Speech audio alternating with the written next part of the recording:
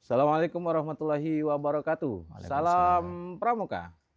Salam. Sobat Tunas sekalian, hari ini kita akan melanjutkan program Bukan Ustadz, tapi hari ini karena memang bukan karena hari ini merupakan 17 Ramadan, hari turunnya Al-Quran, maka kita hari ini menghadirkan Ustadz Nian.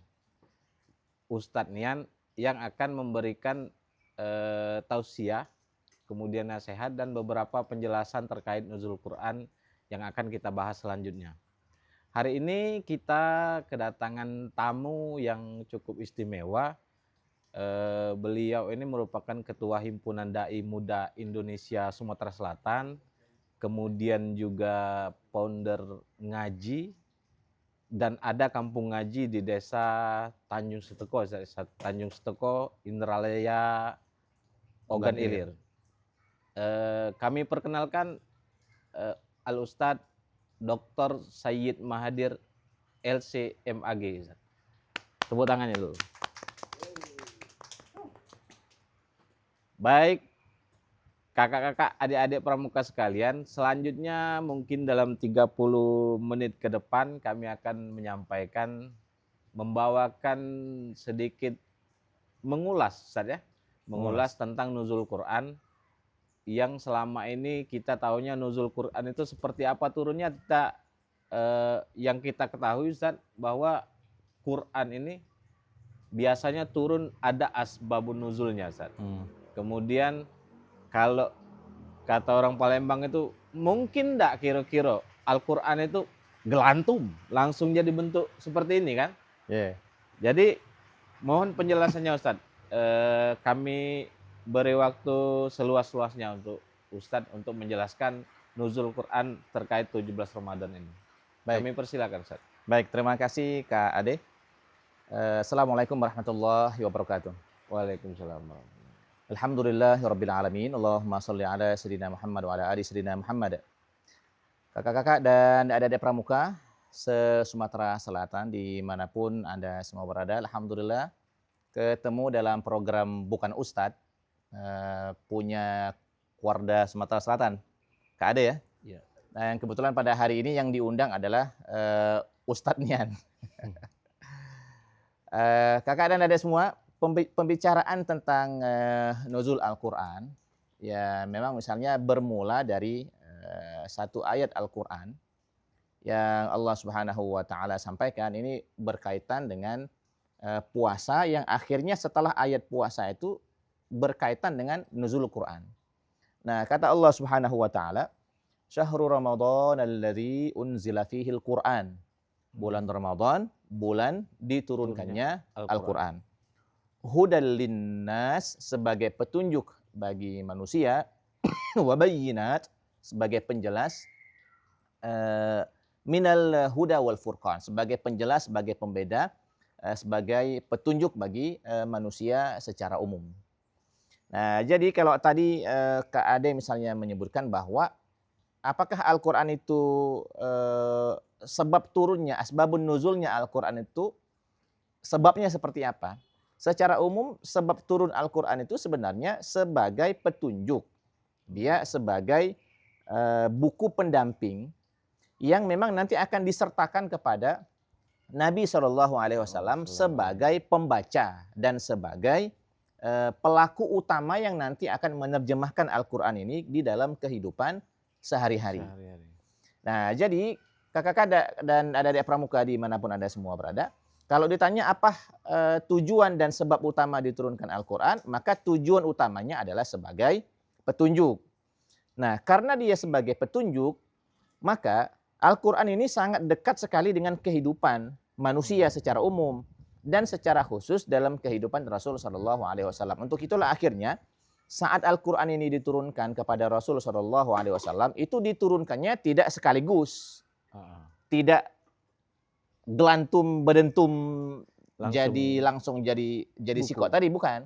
Tapi dia menyesuaikan dengan ritme kehidupan. Ayat mana yang cocok akhirnya diturunkan. Ayat mana yang cocok diturunkan. Pesan mana yang cocok dalam kondisi ini diturunkan. Maka itulah akhirnya kita mengenal bahwa nuzul Al-Quran itu diturunkan secara bertahap dan waktu penurunan Al-Quran itu cukup lama. Sekitar 23 tahun. Oke. Jadi sejak Nabi menjadi Nabi dan Rasul umur 40 tahun, sampai akhirnya menjelang Rasulullah SAW wafat di umur beliau yang ke-63 tahun, artinya ada sekitar 23 tahun Al-Quran itu diturunkan kepada Rasul SAW membersamai kehidupan Rasul.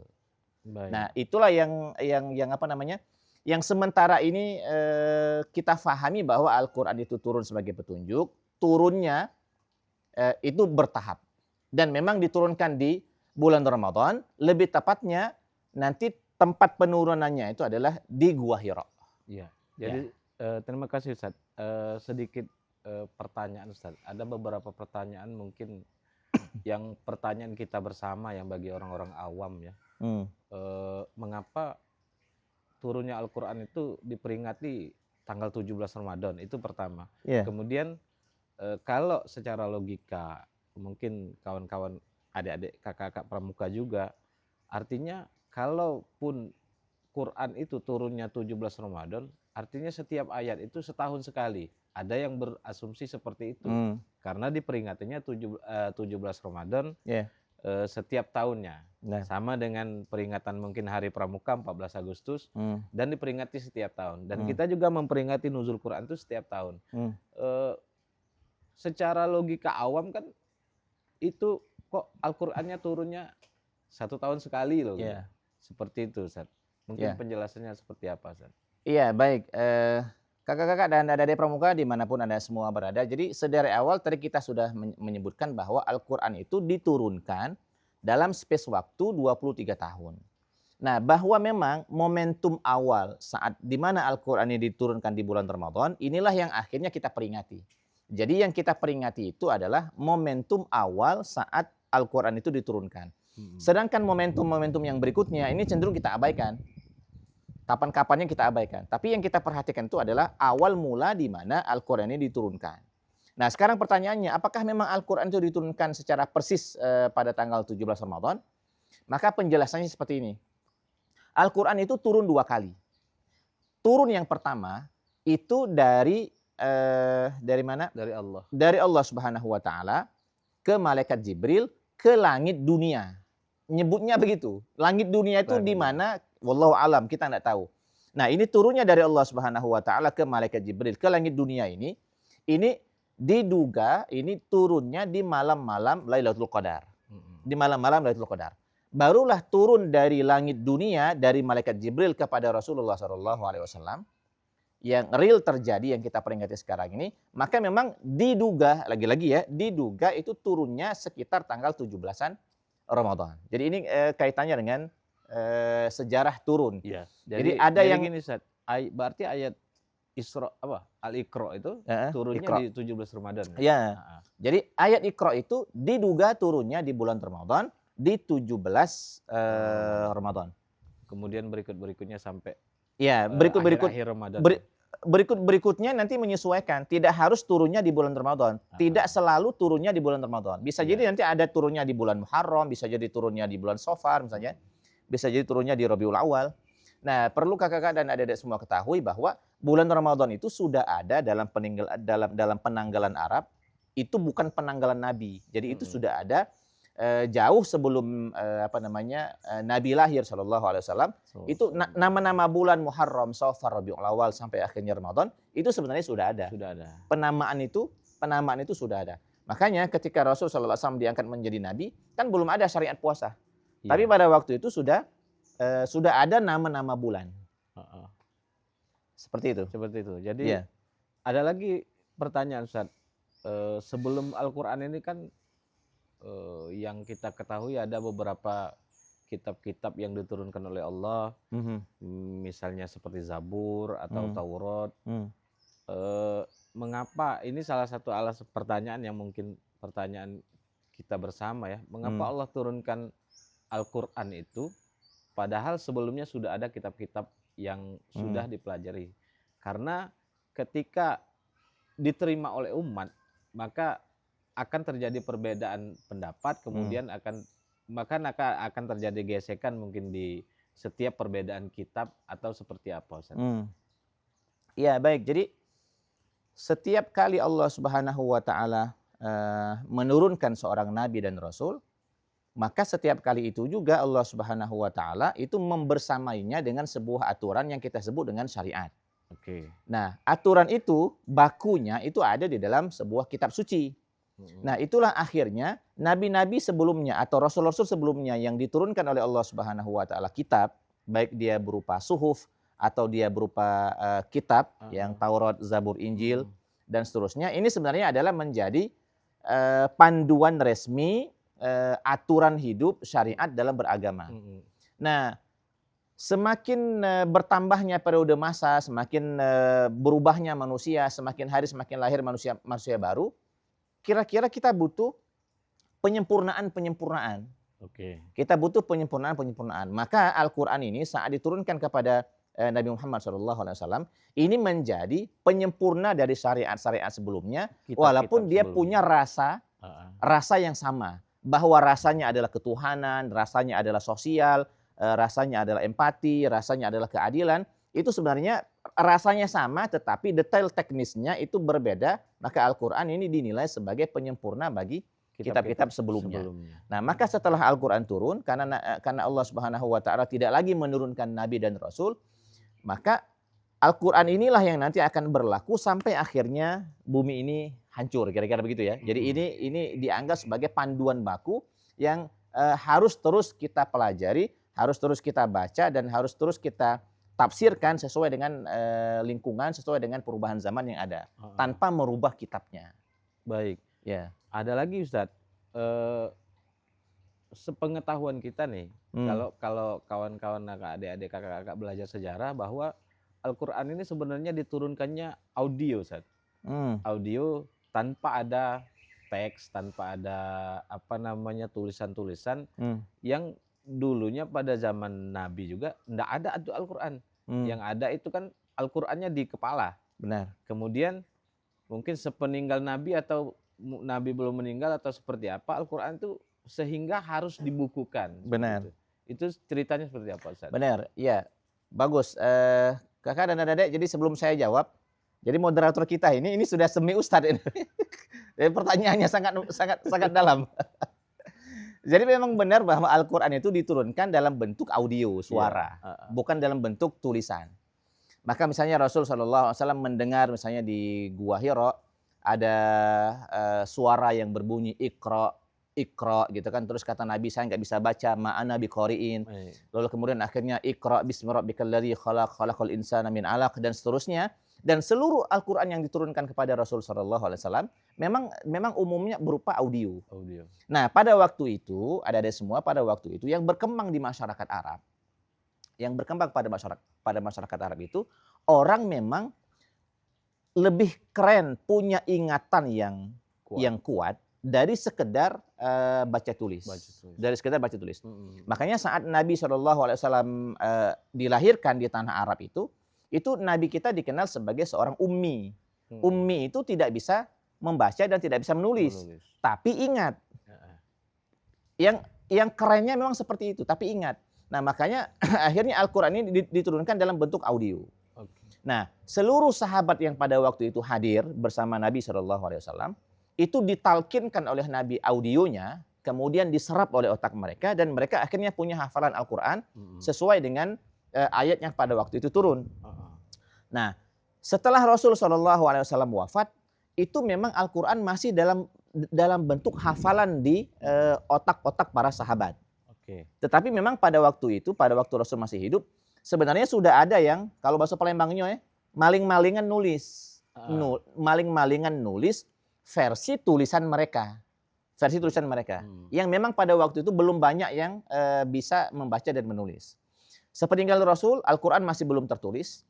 Lalu kemudian pada waktu itu, saat Abu Bakar As-Siddiq radhiyallahu anhu menjabat sebagai pengganti Rasul SAW, akhirnya ada satu peperangan yang kita sebut dengan Perang Yamamah.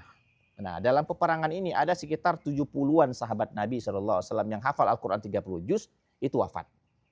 Nah, disitulah akhirnya muncul celah. Dari sinilah muncul celah. ide awal di apa namanya disarankan oleh Umar bin Khattab radhiyallahu anhu. Kata Umar bin Khattab, wahai Abu Bakar, ini banyak sahabat Nabi yang wafat, yang hafal Al-Quran. Kalau Pada seandainya, saat itu Nabi sudah meninggal. ya ini banyak sahabat yang meninggal dunia, padahal mereka punya hafal Al-Quran 30 juz. Ini kalau tidak punya inovasi yang lebih bagus, saya khawatir, kata Umar bin Khattab, nanti Al-Quran ini sampai di sinilah. Terus generasi seterusnya akan tidak mendapatkan pengajaran Al-Quran. Nah, sejak saat itu akhirnya muncul ide namanya kodifikasi, namanya penulisan Al-Quran dan pembukuan Al-Quran. Nah, awalnya Abu Bakar As-Siddiq menolak. Karena versi Abu Bakar As-Siddiq seharusnya Al-Quran itu audio. Harus ditransfer by lisan. Nah, tapi karena kebutuhan yang mendesak, akhirnya dibuatlah kepanitiaan. Pada waktu itu ketua panitianya adalah Zaid bin Sabit. Kemudian oleh Abu Bakar As-Siddiq dibuatlah tim yang lain. Kemudian mereka bergerak dan sejak saat itulah awal mula Al-Quran ini ditulis. Hingga akhirnya sampai sekarang penulisan Al-Quran ini mengalami inovasi-inovasi. Nah, jadi seperti ini Ustaz. Kalau seperti itu kan ceritanya bahwa penulisan ini karena mungkin ada penghafal Al-Quran kemudian meninggal. Nah, beberapa pertanyaan kawan-kawan ini, yang pertama mungkin mengapa harus surat Al-Fatihah yang di depan, bukan wahyu yang pertama misalnya Iqra tadi yang di depan. Yang kedua, susunan seperti ini apakah berdasarkan hujjah atau mungkin apa namanya kalau yang ke sahabat atau ilham atau hidayah atau apa, sehingga tersusun jadi Al-Quran yang seperti sekarang, yang Al-Fatihah kemudian sampai An-Nas. Seperti itu. Kalau saya boleh menggunakan media ya, jadi ibaratnya ini Al-Quran. Misalkan ini Al-Quran. Nah, sebenarnya sedari awal Al-Quran itu sudah tersusun rapi dari Al-Fatihah sampai An-Nas. Sebenarnya yang ke langit dunia tadi. Di sisi Allah Subhanahu wa taala, sebenarnya Al-Quran itu sudah tersusun rapi dari Al-Fatihah sampai An-Nas. Nah, bahwa nanti diturunkan kepada Nabi SAW dimulai dari tengah, ini yang diambil yang diturunkan. Kemudian dimulai dari sini, ini diambil diturunkan. Nanti setelah semuanya diturunkan oleh Allah Subhanahu wa taala, kemudian Al-Quran ini yang di hafalan Nabi ini itu dirapikan lagi. Makanya di Ramadan terakhirnya Rasulullah SAW itu Rasulullah SAW itu mentalkin ulang, memperdengarkan ulang hafalan Al-Quran Nabi yang sudah 30 juz itu ke malaikat Jibril sebanyak 2 kali.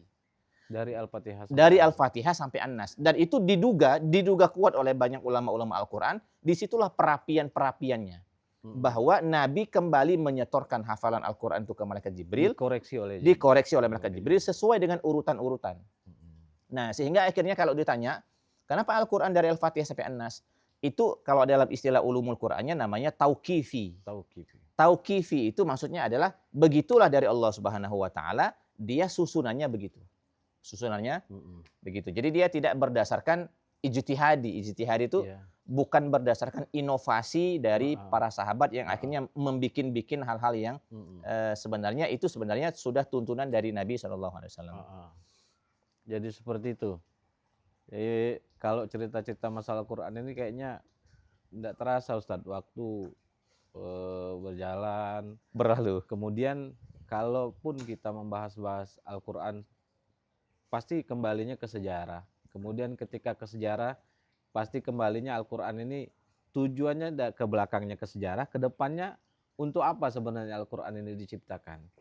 Itu pertanyaan-pertanyaan awam, Ustaz. Karena ada yang mengatakan bahwa Al-Quran ini hidayah. Jadi orang yang yang belum tergerak untuk membaca Al-Quran itu belum dapat hidayah. Padahal harusnya hidayah itu kan dicari atau didatengin seperti itu. Jadi bagaimana menurut Ustaz? Jadi kita kembali lagi di awal bahwa Allah Subhanahu wa taala mengatakan Al-Quran ini hudal linnas, sebagai petunjuk. Nah, karena Al-Quran ini sebagai petunjuk, seharusnya kalau kita pengen mendapatkan petunjuk, kita mulai dulu dengan tradisi membaca. Jadi ini ada buku petunjuk, di dalamnya ada petunjuk-petunjuk hidup, maka untuk mendekatinya kita harus mulai dulu dengan membacanya dulu. Nah, disinilah adik-adik semua dan kakak-kakak semua, PR besar kita sebagai umat Islam, kita belum terlalu akrab dengan Al-Quran sebagai bacaan rutin. Nah, sebenarnya ini sebenarnya poin-poin inti yang ingin saya sampaikan ya. Yang pertama, sebagai sebuah petunjuk Al-Quran ini harus dimulai dulu pendekatannya dengan membaca. Membaca. Nah, yang kedua adalah bisa tidak kita sebagai seorang muslim, baik sebagai kakak-kakak dan adik-adik di Pramuka itu menjadikan membaca Al-Quran ini sebagai habit harian, Ya, sebagai kebiasaan. sebagai daily activity, Ah. sebagai bacaan harian. Nah, kira-kira saya gambarannya begini, Kak Ade. Al-Quran itu, satu juz itu ya, kalau Al-Quran standar, itu dia ada 10 lembar. Al-Quran itu satu juz ada 10 lembar. 10 lembar. 10 lembar ya. Nah, artinya kalau dia 30 juz, ada sekitar 300 lembar. Walaupun juz 30 ini lebih dari 10. Anggap sajalah dia 300 lembar. Nah, kalau seandainya Al-Quran ini kita jadikan sebagai bacaan rutin, sehari 1 lembar, maka di dalam kurun waktu 300-an hari, kita bisa selesai Al-Quran. Dijadikan sebagai bacaan rutin. Oke. Kalau seandainya kita jadikan Al-Quran ini bacaan rutin sehari 1 lembar. Nah, sehari 1 lembar ini, kakak-kakak dan adik-adik semua, sehari 1 lembar ini kita bagi 2. 1 halaman kita baca di pagi hari, 1 halaman kita baca di sore hari atau malam hari. Nah, 1 halaman itu, kalau yang sudah bisa membaca Al-Quran, itu 5 menit kelamuan. 5 menit kelamuan. Jadi, di poin yang nomor 2 ini, PR besar kita itu adalah mengakrabkan diri dengan Al-Quran ini. Kita mulai dulu pertama sekali dengan memaksa untuk menjadwalkan membaca Al-Quran harian. Nah, ini poin nomor 2. Nah, poin nomor 3, nomor terakhir. Baik. Ramadan ini sebagai media yang paling bagus untuk mengakrabkan diri dengan Al-Quran. Nah, kira-kira kalau seandainya mau dimanajemenkan waktu, kita bikin mode.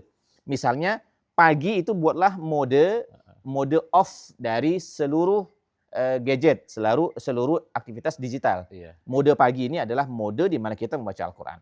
Kemudian mode sore menjelang kita berbuka puasa, atau mode malam sebelum kita tidur, setelah kita bersih-bersih, bukalah lagi Al-Quran, targetkan 1 halaman. Nah, dengan ada juga yang berpendapat seperti ini, Ustaz. Jadi ketika Ramadan kan rame nih. Rame, kebiasaan membaca Al-Quran itu luar biasa kan. Bahkan yang mungkin dalam 11 bulan Arab ini enggak pernah baca Quran, tapi di Ramadan dia baca Quran. Ketika ditanya kok baca Quran, kawan-kawan ini biasa jawab, jadilah setahun sekali. Seperti itu. Jadilah setahun sekali daripada tidak.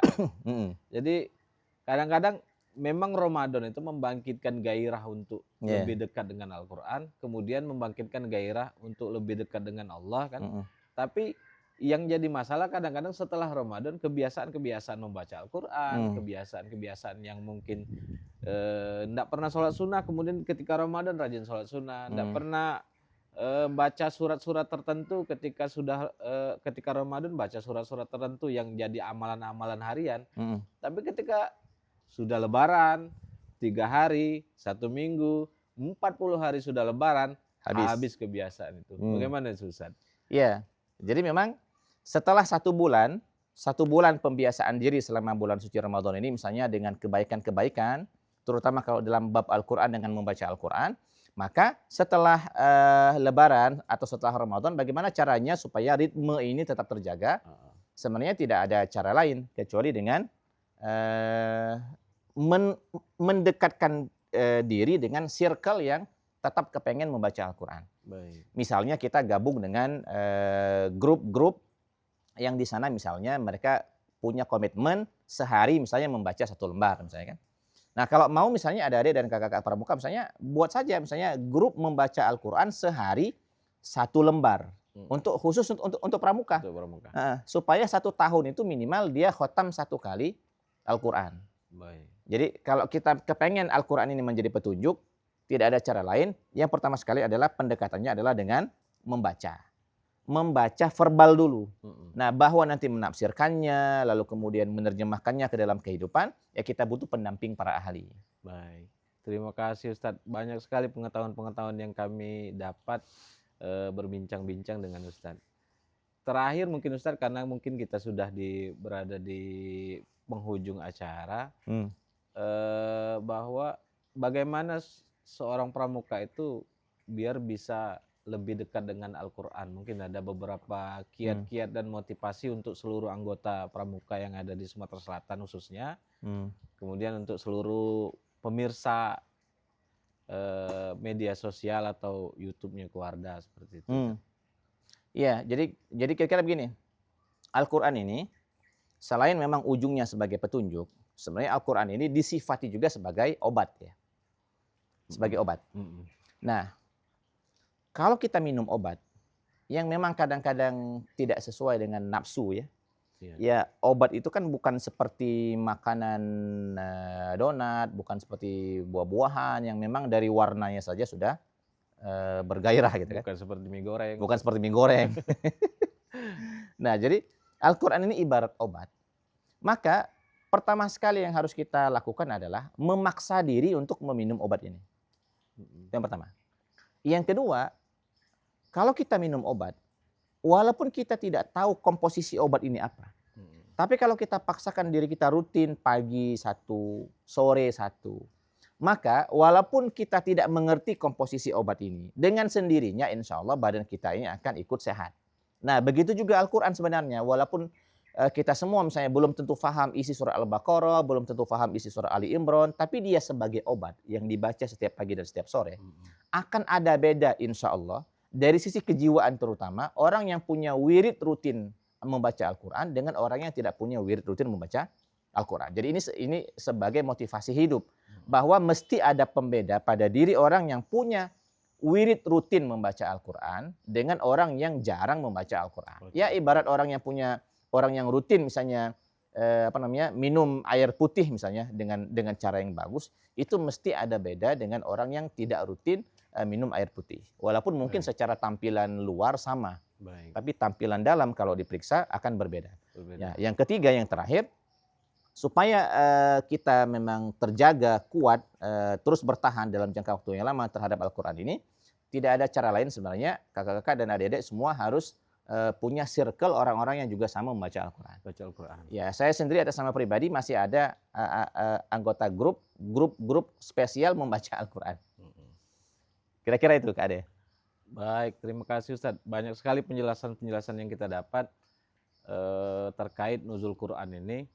Kemudian juga ada beberapa hal yang kita dapat simpulkan bahwa nuzul Quran ini peringatan nuzul Quran itu hari turunnya pertama Al-Quran, turunnya pertama ayat Iqra bismi rabbikal ladzi khalaq tadi ya. Kemudian juga bahwa Al-Quran ini sebagai pembeda atau pelengkap atau penyempurna bagi ajaran-ajaran nabi-nabi sebelumnya, pun juga penyempurna kitab-kitab yang sebelumnya.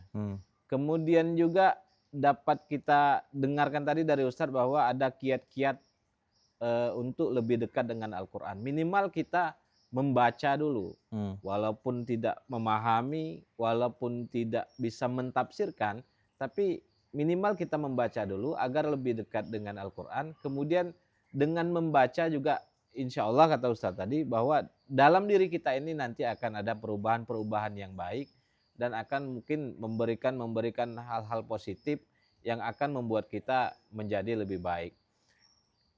Demikian kakak-kakak, adik-adik sekalian, hikmah nuzul Quran. Kalau selanjutnya nanti untuk memperjelas bahwa beliau ini juga pengajar di rumah Piki di Jakarta saja. Kalaupun ada hal-hal yang mungkin ingin ditanyakan, ada media sosial beliau di sini. Di sini Kak Sapril, apa di pucuk? Di bawah sini. Media sosial, IG, mungkin WhatsApp atau Instagram atau apalah yang nanti kalau ditampilkan Kak Sapril IG berarti IG. Dan kemudian juga adik-adik dan kakak-kakak sekalian, mari kita nonton media sosial Keluarga, follow IG, YouTube, kemudian TikTok, Facebook di Facebook Kuarti Daerah Gerakan Pramuka Sumatera Selatan, agar nanti informasinya nyambung seluruh kegiatan-kegiatan yang ada di kegiatan-kegiatan pramuka yang ada di Sumatera Selatan. Terakhir mungkin Ustadz, kalau mungkin sudah siap atau belum, kata-kata hari ini Ustadz, untuk terakhir pesan kata-kata hari ini untuk anggota pramuka yang ada di seluruh Sumatera Selatan. Baik, kata-katanya agak panjang ya. Tidak apa-apa Ustadz. Kata-katanya begini, dulu siapa yang pernah ngaji di TPA, kita punya doa. Doanya kira-kira Allahummarhamna bil Quran dan seterusnya ya. Nanti kita akan menyebut begini, warzuqna tilawatahu ana al-laili wa atrafan nahar. Doa itu pernah kita doakan saat kita ngaji dulu masih kecil ya. Kita mendoakannya dengan semangat sekali. Ternyata artinya adalah, ya Allah, berikanlah saya rizki membaca Al-Quran siang dan malam. Siang dan malam. Nah, kalau cita-cita kita kepengen dapat rizki membaca Al-Quran siang dan malam, maka tidak ada cara lain kecuali dengan kita terus berusaha sekuat tenaga untuk lebih dekat dengan Al-Quran supaya doa itu makbul. Benar. Jadi kalau seandainya doa mendapatkan rizki, kita tunak baik, ujung selapan, kita mantap saja di rumah, itu tidak akan mungkin didapat. Itu Kade. Baik, terima kasih Ustadz. Mungkin itu sesi terakhir kita. Jangan lupa kakak-kakak dia sekalian subscribe, like, and comment channel YouTube Wardah Sumsel, Pramuka Sumsel. Kemudian IG, kemudian TikTok dan lain-lain agar tidak ketinggalan informasi tentang Kuarti Daerah Gerakan Pramuka Sumatera Selatan. Siap. Dan tidak ketinggalan informasi tentang Gerakan Pramuka Sumatera Selatan. Terima kasih Ustadz. Sama-sama. Terima kasih kami ucapkan kepada Ustadz Dr. Sayyid Mahathir yang telah meluangkan waktunya yang super sibuk ya. Terima kasih kakak-kakak, adik-adik, mohon maaf kalau ada salah kata. Assalamualaikum warahmatullahi wabarakatuh. Salam Pramuka. Salam. Kasih cinta. فاسألوا أهل الذكر إن كنتم لا تعلمون